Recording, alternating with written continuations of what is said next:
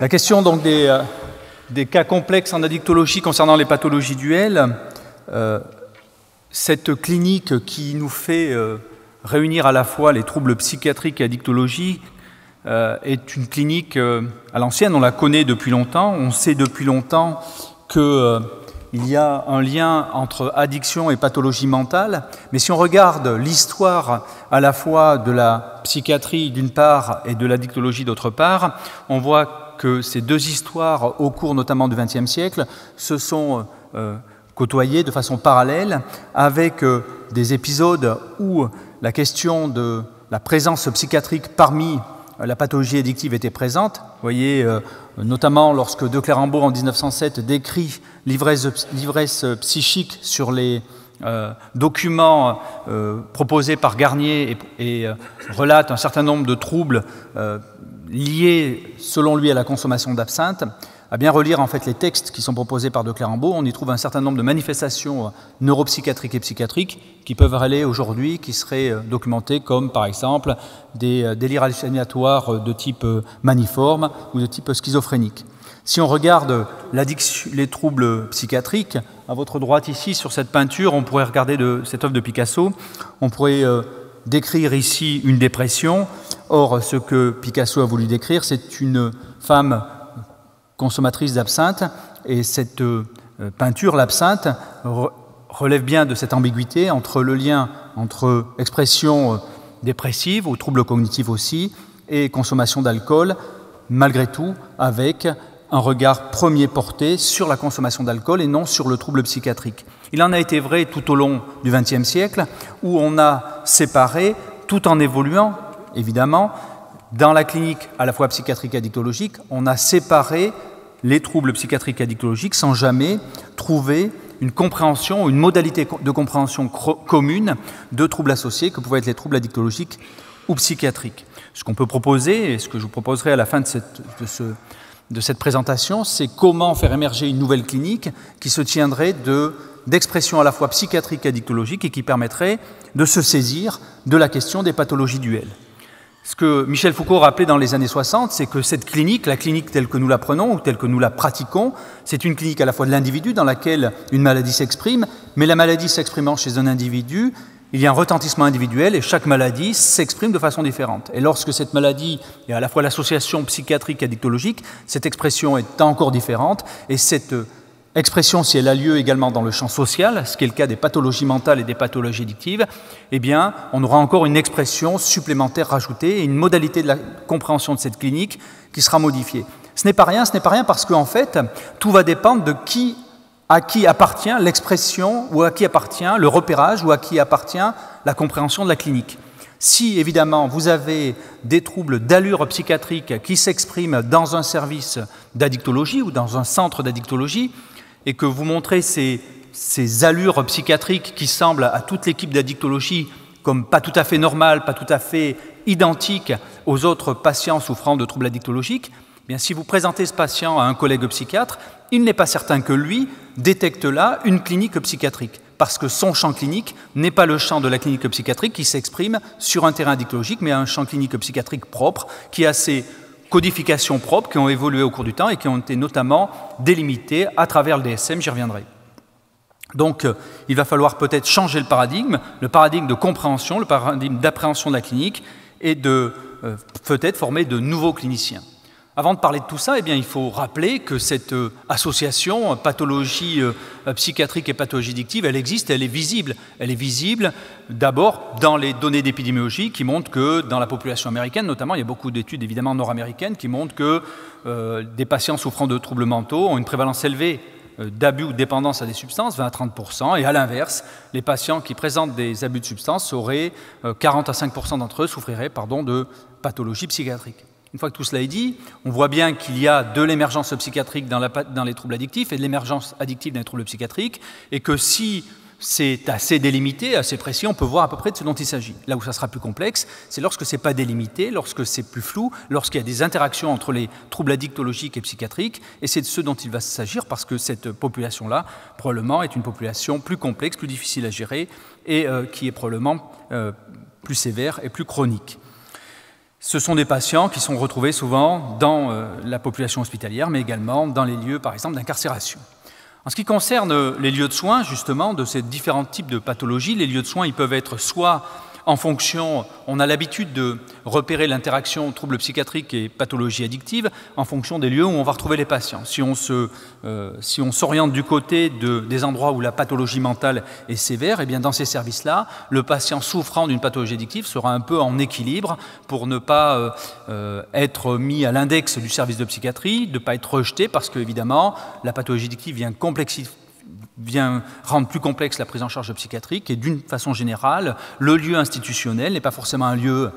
en tout cas le lieu institutionnel psychiatrique historiquement, est un lieu qui est en difficulté avec le soin de la pathologie addictive, d'autant plus qu'elle est marquée. Quelles sont ces pathologies évidemment psychiatriques marquées par le stigmate des addictions? La schizophrénie par exemple, où dans un certain nombre d'études on montre que les patients souffrant de schizophrénie, c'est montré ici, présentent des troubles liés à l'utilisation de substances d'une façon générale, que ce soit des substances illicites ou des substances licites, alcool, évidemment tabac et d'autres substances psychoactives. Donc, dans les services de psychiatrie, on retrouve ce type de patients. Chez les patients, évidemment, souffrant de troubles bipolaires, on a également une présence forte de problématiques addictives évidemment à l'alcool très souvent. Et là, si il est aisé, enfin en tout cas, si le trouble bipolaire de type 1 avec accès maniaque, le trouble bipolaire classique, si je puis dire, va être diagnostiqué par les collègues psychiatres et ils vont être vigilants dans le repérage des troubles addictifs associés. C'est plus complexe, évidemment, lorsqu'on s'approche du trouble bipolaire de type 2 ou du spectre de la bipolarité, où là, évidemment, les conduites d'abus ou de dépendance aux substances seront plus fréquentes et viendront brouiller de façon importante l'expression symptomatique de la clinique du trouble bipolaire, avec une ivresse répétée, des ivresses répétées, ressemblant, étant assimilées à des manifestations hypomaniaques, et avec également des prises de substances qui vont déclencher soit une labilité émotionnelle, soit une expression maniforme, soit des manifestations dysphoriques. En ce qui concerne les lieux de prise en soins ou addictologiques, à l'inverse, eh bien dans ces lieux-là, il est important de pouvoir repérer la pathologie psychiatrique. Et là, clairement, en tout cas c'est le cas en France, les équipes d'addictologie se sentent parfois en difficulté pour le repérage de ces troubles et voient bien quand même qu'il y a des patients qui sont différents des autres, des patients qui présentent des manifestations cliniques de type psychiatrique, en tout cas dont il leur semble qu'il s'agit de cela, et qui, parce que par raisonnement analogique, en comparant ces patients aux autres patients, eh bien, ils se rendent compte qu'il y a des choses différentes, des patients qui sont plus instables, des patients qui ont des manifestations comportementales plus fréquentes. Eh bien, ces patients-là, évidemment, sont plus difficiles à prendre en charge. Dans les données qu'on a de ces populations suivies en centre de soins spécialisés pour les addictions à travers le monde, notamment en Europe, c'est les équipes italiennes et espagnoles qui ont beaucoup travaillé sur cette question, eh bien, on montre que les patients dépendants aux opiacés souffrent fréquemment de troubles psychiatriques associés. Alors ici, vous voyez dans cette revue de la littérature publiée en 2008, on a des troubles bipolaires, qui sont d'ailleurs d'une prévalence très élevée dans cette revue, mais on a des troubles psychotiques, des troubles anxieux, des troubles de la personnalité, des troubles de stress post-traumatique. Assez souvent d'ailleurs, dans ces centres-là, les patients ne sont pas forcément diagnostiqués puisque la prise en charge addictologique, qui vient substituer par exemple la dépendance aux opiacés, ici, par des traitements de substitution, mais les traitements de substitution ont quand même des valences psychotropes non négligeables, et l'augmentation du traitement de substitution, notamment une majoration du traitement, permet la stabilisation de troubles psychiatriques et évite que le patient soit, on va dire, réorienté vers des services de psychiatrie. Parfois, les patients sont des patients qui sont instables du point de vue de la pathologie addictive et du point de vue de la pathologie psychiatrique. L'instabilité est forte en termes d'expression psychopathologique. À la fois, ce sont des patients qui ne restent pas dans les centres d'addictologie, qui reviennent, qui ressortent. Lorsqu'ils sont hospitalisés en psychiatrie, ça ne se passe pas très bien parce qu'en fait, ils ont des conduites de consommation de substances. Et ces patients, évidemment, clairement, ils sont entre les services de psychiatrie et d'addictologie, souvent à la rue ou en prison, parce que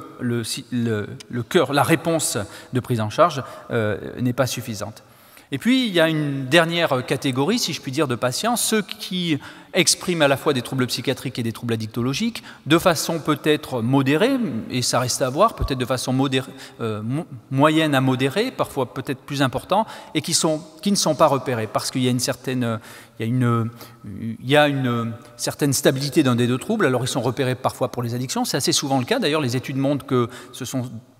très souvent par la pathologie addictive que les pathologies duelles rentrent en soins. C'est par l'histoire de la pathologie addictive, à la fin de l'adolescence par exemple, l'accès d'un patient qui pousse la porte des centres de soins d'aide aux toxicomanes par exemple. La pathologie addictive qui avait pu émerger plus tôt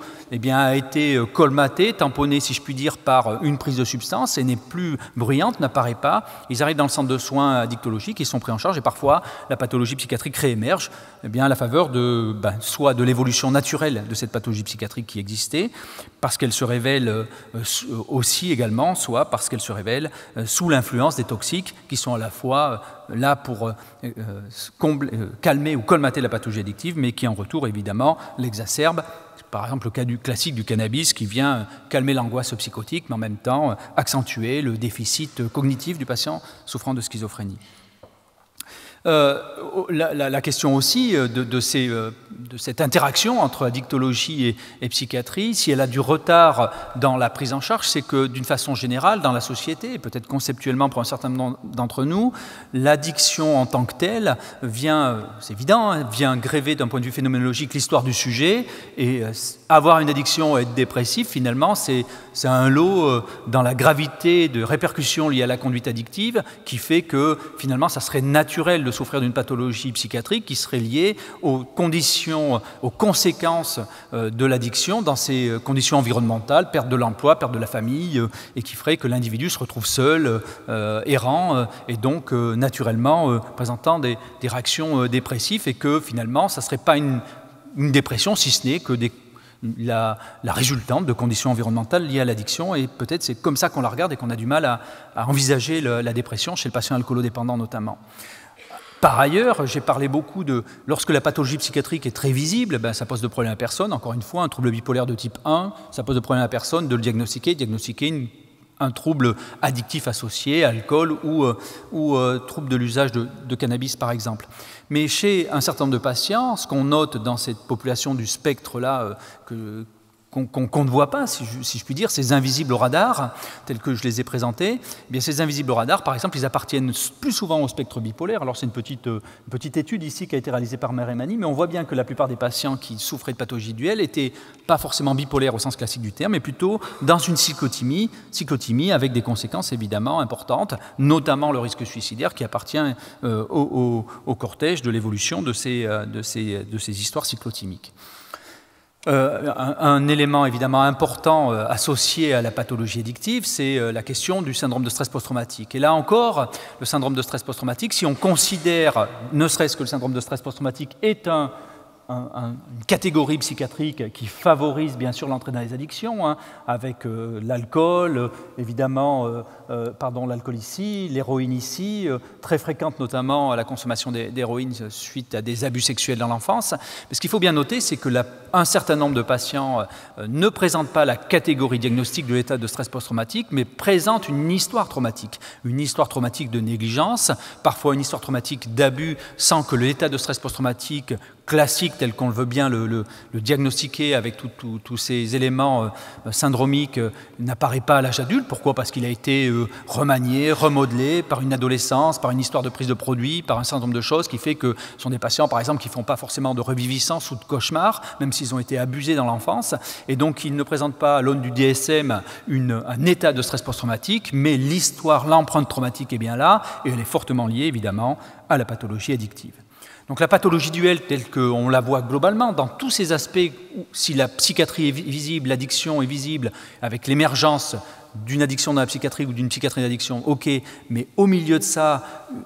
un ensemble spectral non vu, mais avec des synergies, des implications, et c'est peut-être ça qui fait le nœud de la pathologie duelle, c'est-à-dire l'histoire d'une maladie avec des substances, avec une évolution qui va concomitamment modifier l'évolution l'évolution du patient. Il y a des conséquences majeures, je ne veux même pas, vous savez ça évidemment, plus les gens sont malades, ça a été dit pour les polyconsommations, les patients souffrant de pathologies duelles, ils ont plus fréquemment des polyconsommations, ils ont des rechutes exacerbées, ils sont plus difficilement, on peut plus difficilement les faire rentrer, les faire maintenir dans le soin, les hospitalisations sont plus fréquentes, l'évolution de la maladie est péjorative, évidemment il y a des comorbidités somatiques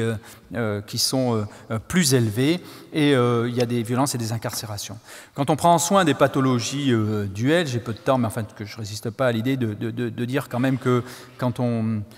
bah, ça ne marche pas, mais enfin bon, vous savez, c'est comme le jeu des grenouilles, hein, quand on a des pathologies, je ne sais pas si vous connaissez ce jeu, on tape sur une grenouille, il y en a une autre qui sort, et parfois c'est un peu ce qu'on fait dans la prise en soin, c'est au cas par cas, en fait, on appuie sur un côté et puis ça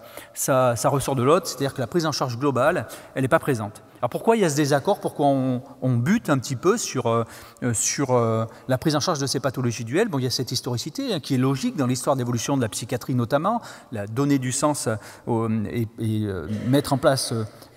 des codifications catégorielles de symptômes, ça a été une évolution très importante, mais on bute dans la compréhension des pathologies duelles. Un des premiers éléments sur lequel on va choper, c'est la question du modèle linéaire inapproprié. Ce que j'appelle le modèle linéaire inapproprié, c'est qu'assez classiquement, alors ça remonte, c'est très vrai pour les Français, alors c'est moins vrai pour les Espagnols ou les Italiens, je ne sais pas ce qu'il en est en Belgique, mais en tout cas, cette question du modèle linéaire, on pense la médecine à l'aune d'un modèle linéaire, c'est-à-dire que l'alcool donne la dépression, si on enlève l'alcool, on n'aura plus de dépression, et ça a été quand même dans la littérature, il y a des éléments qui vont dans ce sens-là, notamment deux publications de 1997 dans des revues prestigieuses où on a montré que des patients arrivant avec des problématiques alcool et des atteintes de type dépressif d'un point de vue dimensionnel, si on arrête l'alcool une dizaine de jours, eh bien 67% de ces symptômes dimensionnels vont disparaître. Donc finalement, on arrête l'alcool, les dimensions dépressives disparaissent. Donc finalement, il n'est pas nécessaire de traiter la dépression sous-jacente. Sauf que quand même, il faut bien aussi penser les choses du point de vue de la vulnérabilité. Qu'est-ce qui fait que le patient a eu un problème d'alcool? Qu'est-ce qui fait qu'il a été plus appétent à cette histoire de l'alcool? Et que peut-être que cette histoire dépressive qui s'est présentée chez le patient reflète ici, vous ne le voyez peut-être pas très bien, une vulnérabilité dépressive qui existait auparavant et que l'arrêt de l'alcool ne va pas enlever la vulnérabilité et que la vulnérabilité sera toujours présente et quand le patient va sortir, eh bien sur le registre des relations, sur le registre du fonctionnement émotionnel, cette vulnérabilité dépressive qui a été évidemment exacerbée à un moment donné par la prise d'alcool est toujours présente et la rechute dépressive ou en tout cas cette vulnérabilité à l'origine d'une reprise d'alcool, elle ne doit pas elle doit quand même être interrogée. Et pour certains auteurs, les patients traités, diagnostiqués avec des dépressions à l'entrée des services d'alcoolologie pour lesquels on arrête l'alcool et qui s'améliorent, eh bien si on ne traite pas la dépression, ils rechutent. Donc on ne va peut-être pas la traiter tout de suite. Vous avez peut-être l'expérience quand on prend des patients en charge plus longtemps dans des centres de suite et de réadaptation. Ces patients qui allaient mieux à 15 jours, à 1 mois, ils présentent des rechutes dépressives et là, l'intérêt du traitement antidépresseur est nécessaire. Se pose. La question est la même conceptuellement sur la question de la pharmacopsychose, j'en ai parlé un petit peu tout à l'heure. Deuxième point d'achoppement, ou qui fait la difficulté de cette compréhension des pathologies duelles, c'est peut-être l'histoire du DSM. Alors l'histoire du DSM, évidemment, dans son apparition en psychiatrie, c'est pas rien, puisqu'il nous a permis de catégoriser les symptômes et mettre des mots de façon précise sur des symptômes, mettre des signes cliniques, et qui a permis de construire de façon valide, avec des grandes études, des corpus syndromiques qui permettaient de comprendre des troubles et bien les caractériser, un peu tous parler de la même chose. Bien malgré tout, ce DSM a par choix, parce que c'était un choix, exclut les mésusages de substances pour conclure à un trouble mental. C'est-à-dire que si vous regardez encore, c'est moins vrai pour les troubles bipolaires, il y a une avancée dans le DSM-5, vous l'aurez peut-être noté, mais pour la schizophrénie, si vous regardez un patient, si vous avez des critères symptomatiques de schizophrénie, vous ne pouvez pas porter le diagnostic de schizophrénie dans un contexte d'abus de substances. Donc ça pose un problème d'un point de vue qui me semble fondamental de l'exclusion des pathologies addictives dans le champ de la pathologie mentale.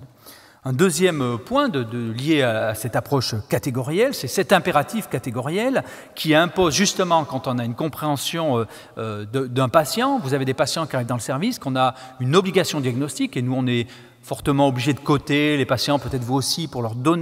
coller des corpus syndromiques, pour bien coter les patients. Et bien parfois on a des patients, la clinique, notamment quand elle est complexe, quand on arrive à des patients qui présentent des pathologies duelles, la clinique est extrêmement complexe et on a rarement des éléments catégoriels très purs. On a des patients qui présentent des dimensions cliniques et c'est très difficile de mettre en place de donner des diagnostics pour les patients. C'est évidemment difficile. Malgré tout, on nous demande, on impose. Donc qu'est-ce qu'il fait ? On a une réduction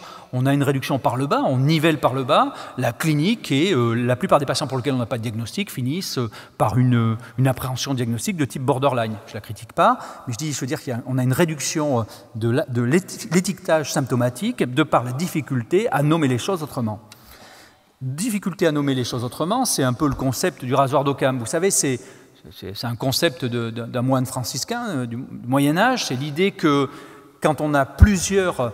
éléments associés les uns aux autres, il faut essayer d'avoir une pensée plutôt globale de la souffrance de l'individu. C'est une pensée de médecine interne, si je puis dire. Eh bien, la pensée catégorielle nous amène à coller et associer les unes à côté des autres des éléments catégoriels. Il a tel type de trouble associé à tel autre, associé à tel autre. Je pense que l'association de catégories les unes aux autres manque probablement de pertinence du point de vue de la compréhension sous-jacente des désordres éthiopathogéniques à l'origine de ces troubles.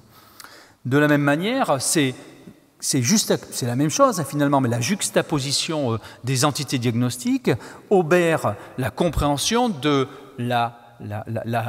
confrontation ou la rencontre entre deux troubles. Et c'est tellement évident entre les pathologies psychiatriques et les pathologies addictives, on ne peut pas considérer que ces troubles ne se sont pas rencontrés et ont été à l'origine de l'expression d'une nouvelle clinique, d'une nouvelle symptomatologie. Il y a forcément dans cette rencontre quelque chose d'autre qui s'est passé, quelque chose d'autre à l'origine, quelque chose d'autre lors de l'évolution des troubles. Et lors de l'évolution des troubles, eh bien, il est évident qu'on ne va pas retrouver une pathologie classique comme on aurait pu s'y attendre, dans un certain nombre de cas. Parfois on la retrouve, parfois on retrouve classiquement, si par exemple la pathologie mentale emporte tout, on peut retrouver complètement la schizophrénie et le reste du trouble n'apparaît pas. La question de l'autosoulagement peut être un élément qui nous permet de comprendre l'historicité de la maladie et dans cette genèse du trouble duel. Évidemment, même si l'hypothèse d'autosoulagement est une hypothèse qu'il faut revoir, qu'il faut mieux comprendre, et je préfère autosoulagement, mais en même temps, ça fait le détour par la question de l'homme augmenté. Nous sommes dans une société où de plus en plus, cette question de l'autoprise de substances pour s'autosoulager est de plus en plus forte. L'expression symptomatique liée à des désordres psychiques est de plus en plus exprimée sur la forme, par exemple, de la douleur. Et on voit bien que l'autosoulagement est une question sociétale très forte. Et l'épidémie opioïde qu'on a vue aux États-Unis rend compte de la façon dont on s'est engouffré dans cette nouvelle ère de l'autosoulagement, peut-être prescrit, avec les conséquences qu'on a pu voir. Une nouvelle clinique, qu'est-ce que c'est cette nouvelle clinique ? Eh bien, c'est la pensée, elle n'est peut-être pas simple à penser, mais c'est dire que dans un certain nombre de cas, des symptômes généraux masqués chez les patients souffrant d'addiction peuvent être la marque des pathologies psychiatriques, et ça, les équipes d'addictologie le voient bien. D'autre part, on doit considérer les symptômes environnementaux, les histoires de phénoménologie de vie de nos patients addicts. On doit toujours s'interroger s'ils sont simplement l'histoire d'une vie ou s'ils sont l'histoire d'une maladie. Je m'explique, le toxicomane qui arrive à la rue, est-ce qu'il est à la rue parce que finalement il a tout perdu du par son addiction aux opiacés ou au crack, comme on a parlé tout à l'heure Laurent, ou est-ce qu'il y a une pathologie schizophrénique qui fait que de toute façon il était bien déficitaire et qu'il y a un déficit cognitif lié à une pathologie sous-jacente. C'est pas rien de l'envisager parce que évidemment ça permet de traiter les choses différemment. Je vais terminer. On a des formes cliniques peut-être peu parlantes et il faudra évidemment pour cette nouvelle clinique penser l'abord de la clinique à l'aune de la dimension psychopathologique parce que assez souvent, les patients souffrant de pathologie addictive qui ont une pathologie mentale, ceux qui émergent, ce ne sont non pas un ensemble de symptômes qui pourraient créer une catégorie, mais des dimensions fortes. La dimension suicidaire, l'habitude émotionnelle, l'impulsivité, la parano chez le patient cocaïnomane par exemple, qui peuvent nous faire accrocher l'idée que derrière, il y a un dysfonctionnement psychopathologique qui aurait à voir avec quelque chose de l'ordre d'une pathologie psychiatrique. Le projet AirDoc, rapidement, qui a émergé en même temps que le DSM-5 dans les années 2010-2013, vise à regarder du point de vue biologique des expressions liées à la biologie, l'expression dimensionnelle qui peut être liée à la biologie, la génétique, la biologie qui peuvent être sous-tendues qui peuvent influencer certains comportements individuels et qui pourraient être à l'origine, quand on regarde nos patients, eh bien, si on regarde les dimensions, on pourrait penser, on traite la dimension par tel type de traitement parce que c'est lié à tel type de désordre sous-jacent. On peut mettre des sérotoninergiques parce qu'on pense que l'impulsivité est un désordre sérotoninergique, par exemple. Évidemment, cette approche est intéressante, mais elle se fait, je n'ai pas trop le temps de le décliner ici, mais par des niveaux d'analyse qui sont une approche différente, plus dimensionnelle des patients. Il n'empêche que, malgré l'approche dimensionnelle, il ne faudra pas oublier non plus de penser quand même toujours l'approche catégorielle, parce qu'il ne s'agit pas de réduire les individus à des dimensions, parce que les individus ont des dimensions cliniques qui s'expriment, et il y a à la fois peut-être des catégories syndromiques qu'il va falloir aussi repérer et replacer l'individu dans une perspective à la fois dimensionnelle et catégorielle. Voilà l'enjeu de la nouvelle clinique. C'est peut-être ce que fait ici, ce qui a été fait dans l'apport du cubisme, encore de cet apport on passait de Picasso dans son buveur d'absinthe ici, Chagall de façon le buveur alcoolique. L'approche cubiste, c'est quoi? C'est de regarder le patient d'une façon dimensionnelle et regarder à la fois l'alcool, regarder d'autres dimensions. Mais ne pas oublier que celui qui peut s'amuser à faire du cubisme, si je puis dire s'amuser, c'est aussi généralement un très bon expressionniste en peinture classique. Et puis une dernière chose, la pathologie duel, c'est l'expression, si je peux me permettre, c'est l'association de deux troubles qui ont des colorations différentes, et ces deux troubles qui ont des colorations différentes, psychiatriques ou addictologiques, eh bien, lorsqu'ils se rencontrent, ils prennent une nouvelle coloration. Bleu et jaune, associés, ça ne fait pas bleu et jaune. Ça peut faire bleu et jaune, mais ça fait aussi vert. Et donc c'est ça, la nouvelle clinique, c'est l'expression d'autre chose. Et l'idée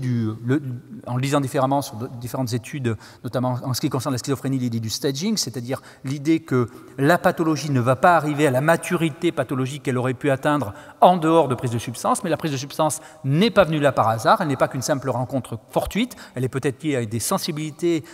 peut-être sous-jacentes, génétiques à la prise de substance, qui sont venues peut-être corriger l'expression de la maladie, mais qui sont venues également l'amplifier. Il va falloir travailler ensemble et se coordonner entre psychiatres et addictologues pour pouvoir repérer tout ça. Je vous remercie.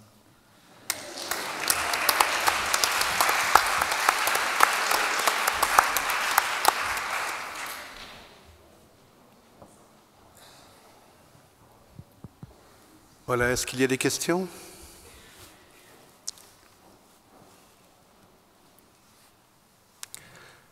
Moi j'en ai une, mais bon. Est-ce que vous ne pensez pas... Enfin, vous avez dit que la compréhension devait articuler nos modèles, de façon fine, les modèles physiopathologiques, enfin, ou neuropsychologiques, je ne sais pas. Est-ce que vous ne pensez pas que la compréhension fine relève plus de la compréhension de l'histoire du patient, du sens que ça a pour lui, enfin, plutôt que de médicaliser extrêmement? Vous ne croyez pas que la compréhension de ce qui se passe, c'est aussi très fort lié à l'histoire du patient, à ses souffrances Je vous remercie. En fait, je pense les deux. Je pense que ce n'est pas exclusif, et je pense que c'est même intégratif. Et je pense que pour bien soigner nos patients, on doit avoir à la fois... C'est tout l'enjeu, une compréhension de son histoire, de son parcours, pour pouvoir produire de l'accompagnement et pouvoir le comprendre et pouvoir l'améliorer. Mais à la fois, on doit comprendre aussi les éléments qui sont, là, ce sont des éléments idiopathogéniques, d'histoire de vie, de biographie, qui ont évidemment leur force et qui ont fait l'individu ce qu'il est, et peut-être qui ont influencé la genèse du trouble psychiatrique addictologique, mais cet individu, il est aussi une histoire biologique et génétique avec des désordres pharmacologiques ou des désordres épigéniques ou enfin des désordres pharmacogénétiques, par exemple, qui sont peut-être plus sensibles à certains types de thérapeutiques, qui vont permettre de rétablir un équilibre. Si on pense par exemple l'hypothèse de l'autosoulagement, ce sont dans ce ensemble de cas des patients qui ont tenté de rééquilibrer un déséquilibre. Et peut-être la substitution, elle peut être pensée comme ça, mais ça peut être une substitution opiacée, mais une substitution sérotoninergique, une substitution noradrénergique, qui vient répondre aussi à des désordres qui ont été accentués par cette histoire de vie. Merci.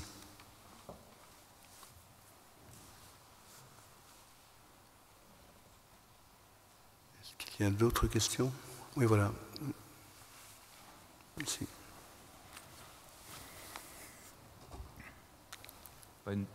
Bonjour.